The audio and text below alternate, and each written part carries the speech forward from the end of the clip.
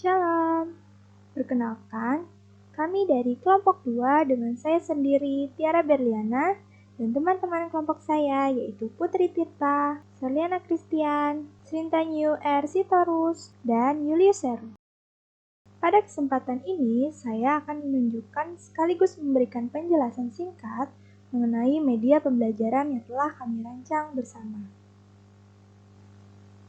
Media yang kami buat ini dapat disebut dengan papan koordinat Kartesius.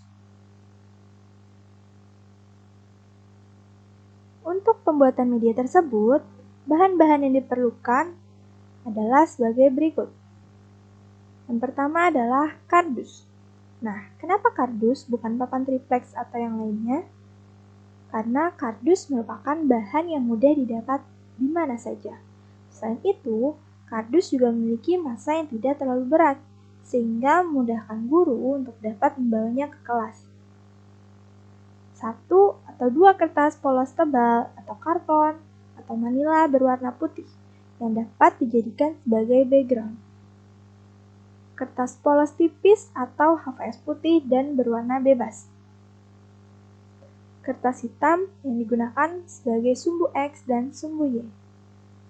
Solasi kertas atau solasi jagung, double tip, benang wol. Nah, pada kesempatan ini kami memilih benang rajut karena mudah untuk dipindahkan ketika membuat contoh yang baru. Bahan terakhir adalah pushpin. Pushpin digunakan agar benang dapat dikaitkan sehingga terbentuk garis yang dibutuhkan. Nah, untuk lebih jelasnya, kita nanti akan melihatnya di contoh. Selain bahan di atas, alat yang diperlukan dalam pembuatan media ini adalah sebagai berikut. Penggaris, gunting, penghapus, pensil, spidol biasa atau spidol papan tulis. Nah, berikut adalah hasil magic dari alat dan bahan tersebut. Lalu, pada kesempatan ini juga, saya akan menjelaskan mengenai bagian-bagian dari media ini. Pertama, dapat kita lihat di sini ada sumbu X. Dan juga ada sumbu Y.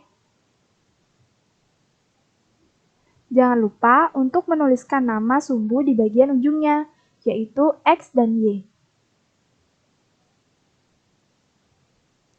Selanjutnya, ada juga satuan bilangan yang terdiri dari bilangan bulat positif dan juga negatif. Ini sebagai contoh saja ya, untuk satuannya bisa disesuaikan dengan kebutuhan, karena bilangan bulat positif dan negatif itu tak terhingga, ya kan? Terdapat 4 bagian bidang kartesius yang biasa disebut dengan kuadran. Kuadran pertama, positif. Kuadran kedua, negatif. Kuadran ketiga, negatif. Dan kuadran keempat, positif. Di sini juga terdapat pin yang digunakan sebagai titik koordinat serta benang yang akan digunakan untuk membuat garis, baik itu sejajar, tegak lurus, maupun berpotongan terhadap sumbu. Media pembelajaran ini dibuat untuk mengefektifkan pembelajaran matematika topik sistem koordinat, di mana siswa diharapkan mampu menentukan posisi pada titik koordinat, mampu menentukan garis-garis yang sejajar, tegak lurus, dan berpotongan. Berdasarkan tujuan pembuatan media yang telah dipaparkan, maka media ini dapat digunakan untuk pertama, menentukan titik koordinat A, B. 2. Menentukan jarak antar titik. Ketiga, menentukan posisi garis sejajar, tegak lurus, dan berpotongan. Nah, untuk lebih jelasnya mengenai kegunaan media ini, kita dapat perhatikan contoh berikut.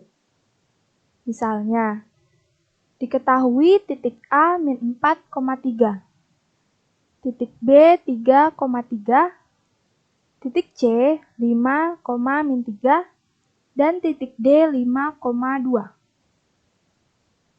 Nah, yang pertama kita diminta untuk menentukan letak titik A, B, C, dan D pada bidang koordinat. Titik A min 4,3. Titik B 3,3. Titik C 5, min 3. Dan titik D 5,2.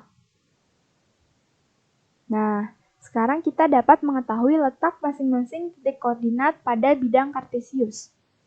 Hal yang perlu diperhatikan saat menjelaskan adalah jangan lupa untuk menekankan konsep bahwa cara penulisan titik koordinat yaitu buka kurung, titik pada sumbu X, titik pada sumbu Y. Dan jangan lupa untuk tutup kurung. Selanjutnya, kita diminta untuk menghubungkan titik A dan titik B,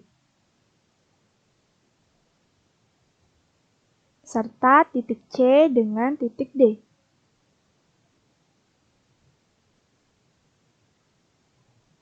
Setelah kita hubungkan, maka diperoleh gambar dua buah garis, yaitu garis AB dan garis CD.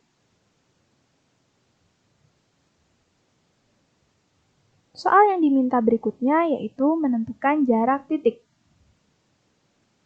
Yang pertama, jarak dari titik A ke titik B. Kita dapat menghitungnya berdasarkan jumlah jarak antar bilangan, yaitu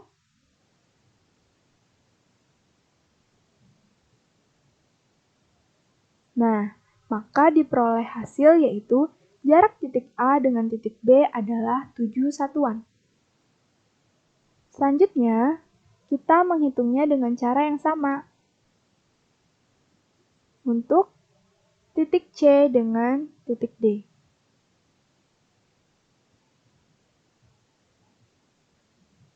Maka diperoleh jarak titik C dengan titik D adalah 5 satuan. Hal yang dapat dilakukan berikutnya yaitu menentukan posisi garis terhadap sumbu X dan sumbu Y. Apakah garis tersebut sejajar atau tegak lurus atau justru berpotongan terhadap sumbu X dan sumbu Y. Mari kita lihat ke papan koordinatnya. Pertama, coba perhatikan garis AB terlebih dahulu.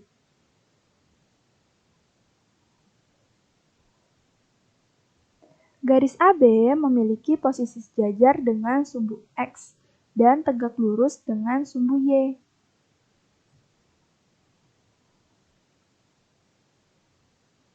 Dan garis yang kedua, yaitu garis CD,